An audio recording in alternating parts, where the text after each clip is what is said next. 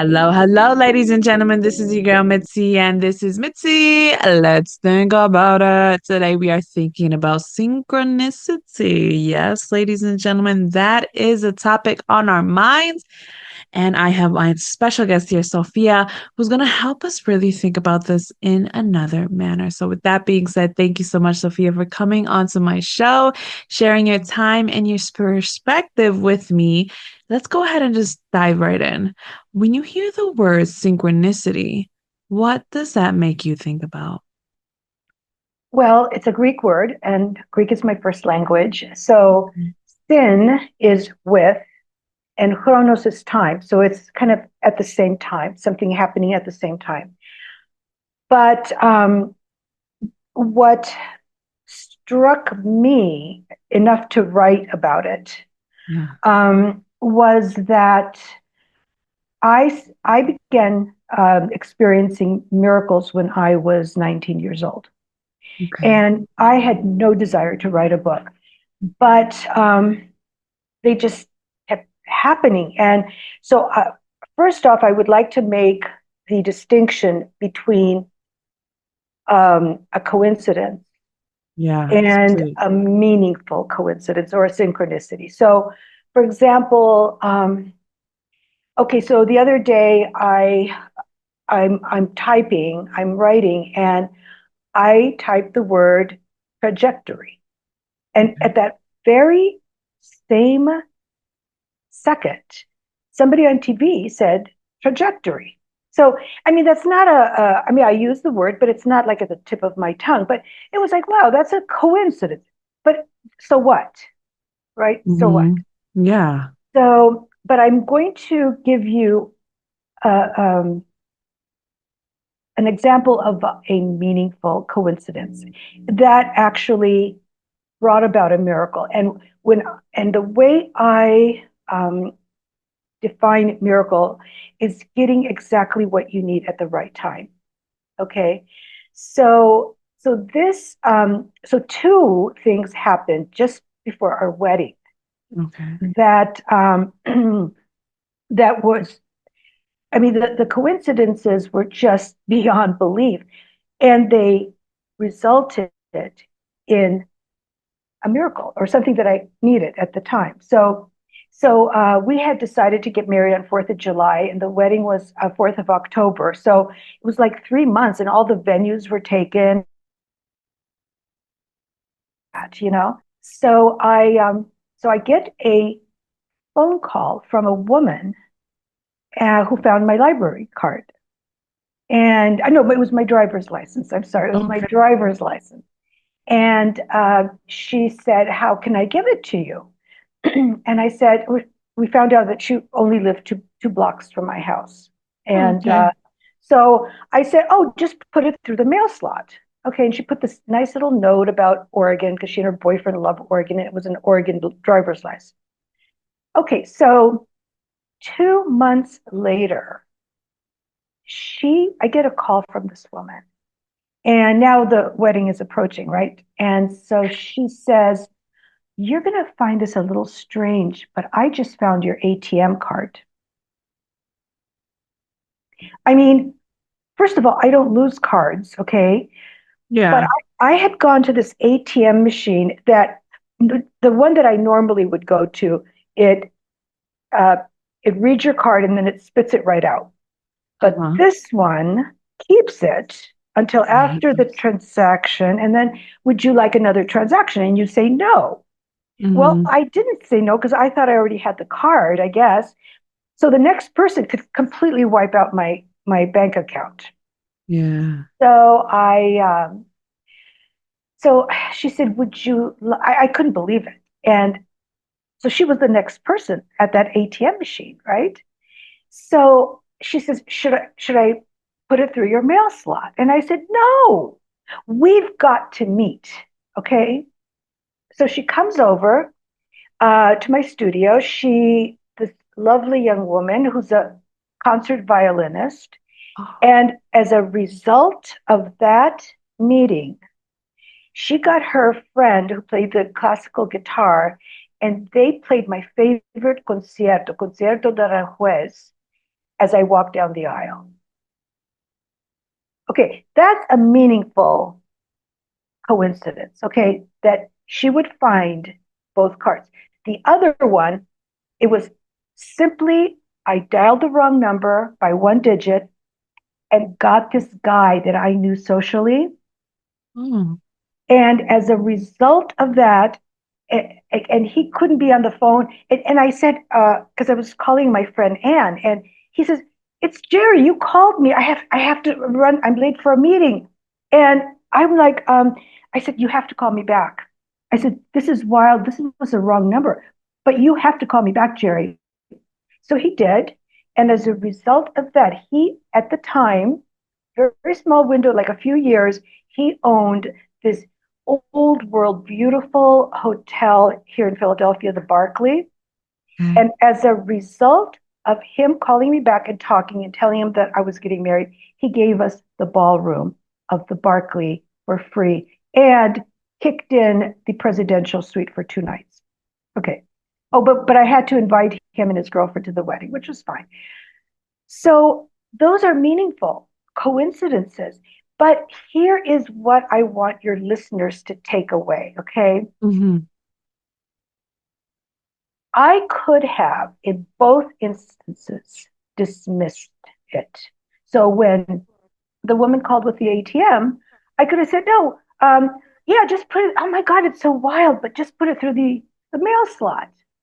And with Jerry, when he said, I'm going to call you back, I made him promise. I said, you promised me. So that is taking action on the coincidence. And once I realized that, I did not want to write a book, but I'm like, I listed all my miracles and all of the coincidences, and every miracle was preempted by a coincidence that I took action. And that is what I wanted to share. So my first book is The Divine Language of Coincidence, How Miracles Transformed My Life After I Began Paying Attention. Well, right after you started paying attention, because I'm like, you know what? Right now I'm thinking about it. I never really paid attention to it the way that you stated it, but it makes sense because we dismiss a lot of the coincidence or the signs or however people want to call it. You know what I mean? But Yes. when you lean into those coincidences and you lean in and you just see where it takes you. It is. It does become a miracle. So I see what you're saying, how there's a difference when it comes to synchronicity because it becomes meaningful because there's something within you that says, no, there's more than this. You know what I mean? And Yes. you don't just let it just linger in your mind like, oh, it's just more than this. No, you take action, like you said.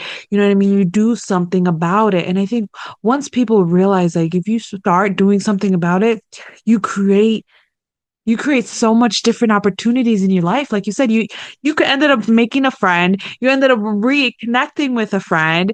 You got a venue and a violinist and just music. Just oh my goodness, such a memory that till this day that you can hold so much value with. You Well, know, so go ahead. and well, a lot of people. I mean, there's a lot of people who have a coincidence story, a miracle story, but there's so many that happened here.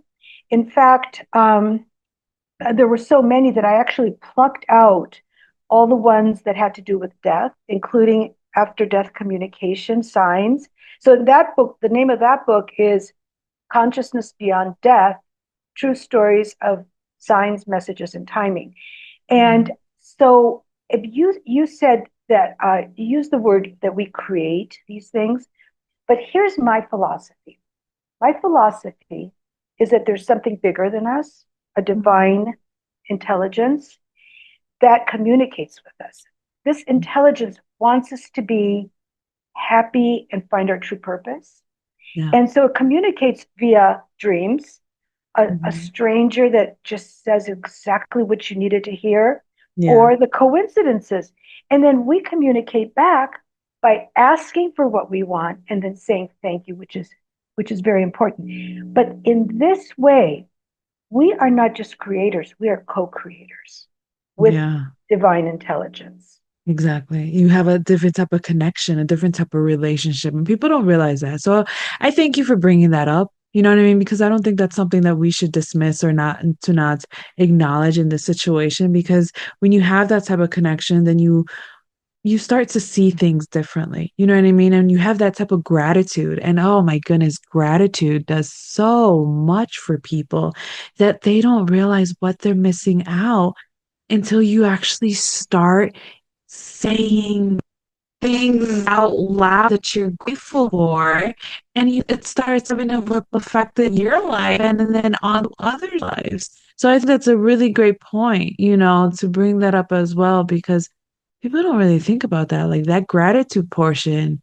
you can't forget that. You can't just acknowledge a situation or acknowledge a sign or acknowledge a coincidence and then not provide some type of gratitude along with it. You know what I mean? It's kind of like you're leaving me off a cliff. That's how I see it. Well, I say thank you all day long. And the more you say thank you, the more you get. And also I'd like to point out that kind of unfortunately, God gave us free will. Okay. And so we think we know what's best for us, but I'm here to tell you that when you get to this point of faith, you know, and I see like three phases of spiritual growth. Okay. I From the first one, I think a lot of people are here where they see things from the position of wishful thinking. So it's like, I wish for this. The coincidence comes. Oh wow, what a coincidence! Don't take action. Keep Mm-hmm. wishing for it. Another coincidence. Don't take action. Then you get to the point where you go, wait a second. That if that didn't happen, like if I hadn't gone accidentally the wrong street, I would not have met my partner. You start like, and you ask, and then you receive, and you hope you'll get what you want. Okay, so Yeah. that's from the position of hope. But when you get to the level of faith, like real faith, you don't worry about anything, because what you think is an obstacle could be, your savior. Okay. So I am a perfect example of this. I had made my decisions. I did not want to get married. I did not want children. And I did not want a book. I mean, I had a medium. Actually, she was world famous, who told me I was going to write a book. And I said to her, I'm sorry, that's not in the cards. And I thought, like, just because she's world famous doesn't mean she gets it right all the time. And she let me argue. I said, I'm a people person. I'm not going to sequester myself and write a book. I can tell you that right now. And she said, word for word, she said, Spirit says, when she's ready, there are many spirits here to help her and many hands on earth. And and so I was successfully single until I was 45. I uh, one of my mentors, Father Stephen, I would have coffee with him every other month for 8 years until he retired and moved to Florida. And he's the closest thing to Jesus. Okay. He not only is an Orthodox priest, but he opened up all the covenant houses around here, which is shelters for homeless youth. Okay. And he was coming over for coffee, and he said, that uh, Turkish girl I told you about that landed in the shelter in Atlantic City? And I said, yes. And he says, well, I'm gonna go take her to get her cap and gown. She was graduating from high school, and she was at the shelter. And can I bring her over for coffee?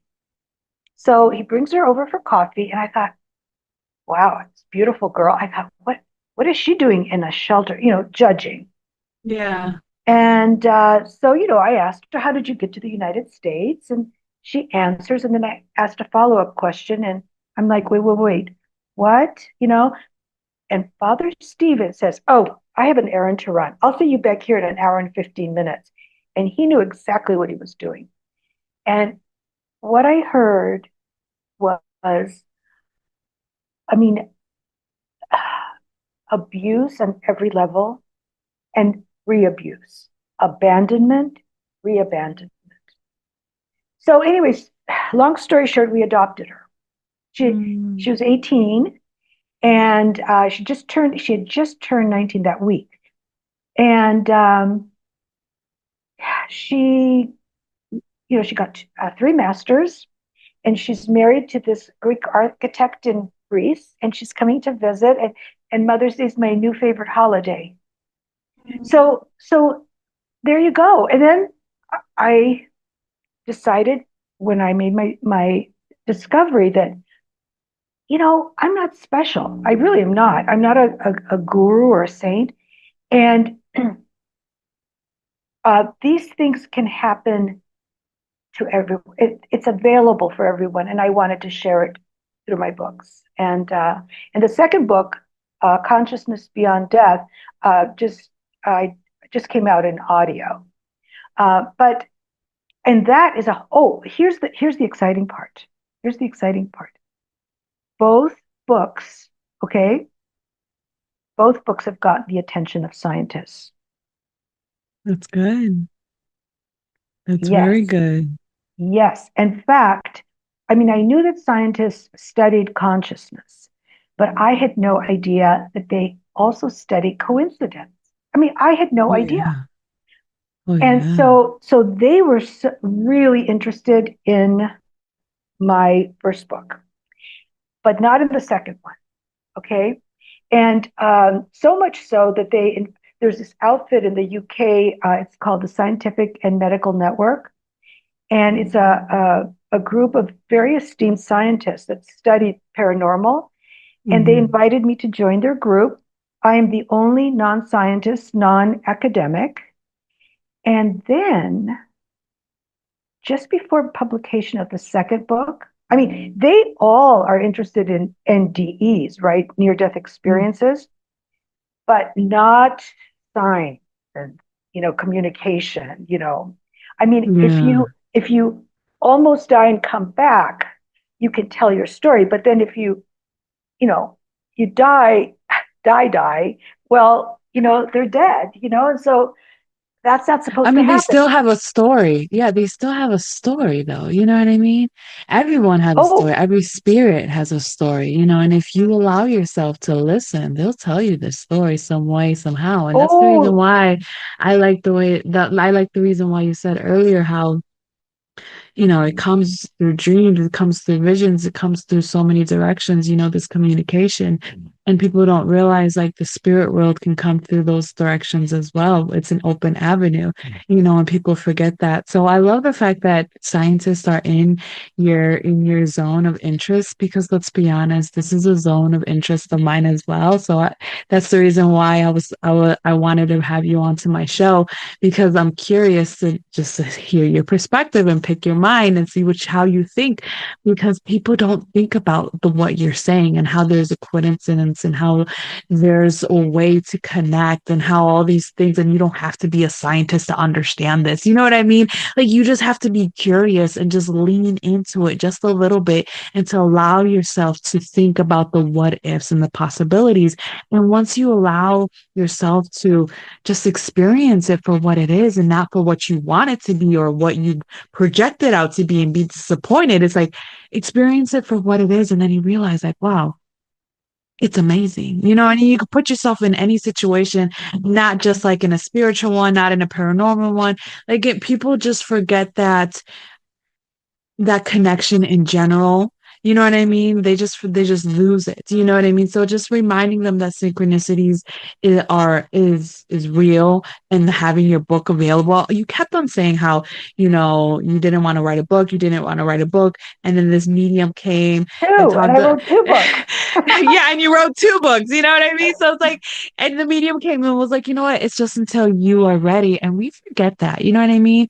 We will push away so much of what we don't want to do at the moment. But in reality, it's like it's eventually going to happen. But you can reject the now. Go ahead and reject the now. Call me out all you want. But and at the end of the day, when you walk your path, you'll find it on your own. You know what I mean? And people don't Okay, realize that. but here is the icing on the cake. So just before publication of my book, okay,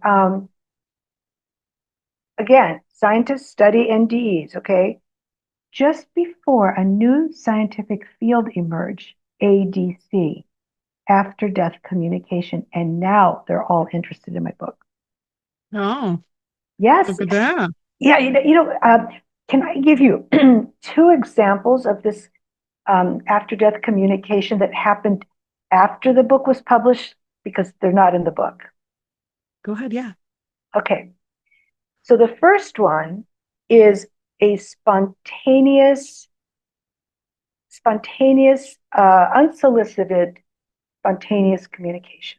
Okay, so I was at the eye doctor and I told her about my second book. Hmm. And she says, well, I have a story for you.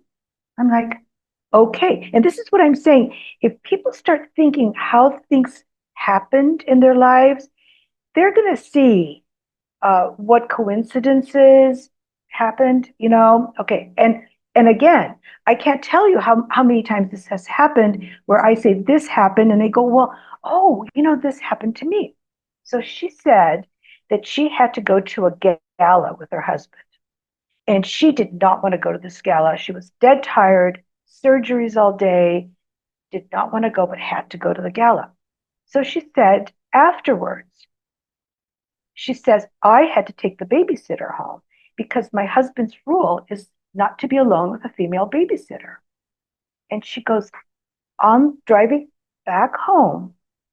All of a sudden, I heard my grandmother scream, wake up. And she goes, I came to, and I was heading into a brick wall. And she was able to put the brake on just in time. So Wow. she had fallen asleep at the wheel. So she wasn't even conscious. Mm. And Yeah. and her grandmother, and I've heard this again and again. And the other one happened to me. Okay. But this one I asked. Okay. She didn't ask Yeah. for that one, but I asked for this. So about 5 months ago, I lost one of my oldest, dearest friends, somebody that I thought I was going to, die together at a very old age, and she's a very global person, uh, East Indian, that was raised in South Africa. Her brothers lived in Australia, so she would visit Australia. Undergraduate at University of Edinburgh, Scotland, PhD here in Philadelphia, UPenn. And so just a dear, dear friend. And 2 days before she had her heart attack, we had this wonderful FaceTime visit where she told me she loved me and I was her sister. And that was just a gift. Yeah. And so about a month or so ago, I'm walking down the street thinking of her. Mhm. And I said, like I was communicating with her, I said, Pushpa, I said, Yeah. if there's ever anyone who's going to give me a sign, it's you. And I said, maybe it's too soon. I said, but when you're ready, I want a sign. I swear to you, Mitzi, the very next day, I got a Facebook friend request from her. I believe it. I believe it. Nobody else in this world may believe you, but Sophia, I believe you because you don't know the things that I know. Oh, well, do you have a story like that? Oh, I have millions of stories. And sadly, there's no time for that. Oh, And we're gonna have to make an excuse for you to come back, and we're gonna have to have like a paranormal stories or something just so that we can share these moments because man, the stories that I have is yeah, I know exactly what you mean. When you have them, it's like you cannot deny that the spirit world is real. You know what I mean? You cannot deny that there's different dimensions. You cannot deny that there's other things here on earth besides us. You know what I'm saying? And that is something that nothing and no one can take away from me because of what I've lived through and what I've experienced. So I know exactly what you mean that no one can take that away from you as well. So I appreciate you being your honest and sharing this rawness with me. But time is catching up to us. Ah, time, you. How can you leave us off with some lasting words to keep us thinking? Well, well, I mean, people could read the books. I feel that just having some self reflection on things that happened in your life and how did that come about, and it's there. It's um, when I recorded the audiobook and I'm reading these things, these signs. 7 chapters are my experiences and 3 are close friends, and I still can't believe it. So these things are all around us, and just keep your Mhm. mind open. Just because I'll tell you, I have a husband, I have a daughter, and I wrote 2 books, and I couldn't be happier. So happiness and true purpose is there for everyone. Oh, absolutely. I believe it 110%. Thank you so much for sharing your time and your perspective with me. And ladies and gentlemen, if you guys want to know more about Sophia, because how could you not with this conversation? How can you not be intrigued to know about her books, especially that second one? Am I right? So please go check her out and so that you can continue on thinking. But before we really wrap up the show, I do want to share the one story so that I can leave you off thinking. So one time I lived in Florida and I was outside with a group of my friends. We were just chilling outside. It was late at night. And then I looked to my left and the far in the distance by a tree, I seen like a spirit walking all in white. And I was just like, okay. And then I dismissed it. And then I went to sleep that night.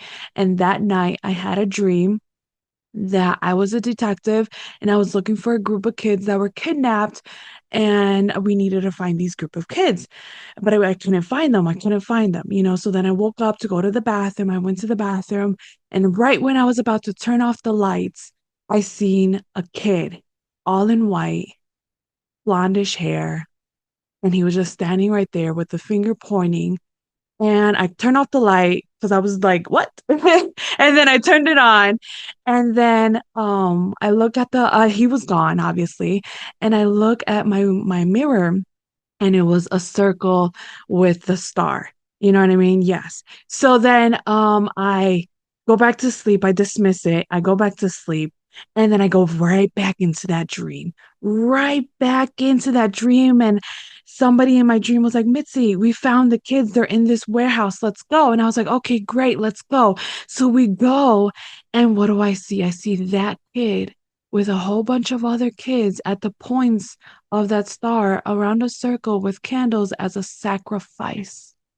Oh my God, did my heart break for them? I cried and then I woke up. And then that was the end of that. But so we are going to leave you guys off thinking with that. Until next time, y'all. Bye.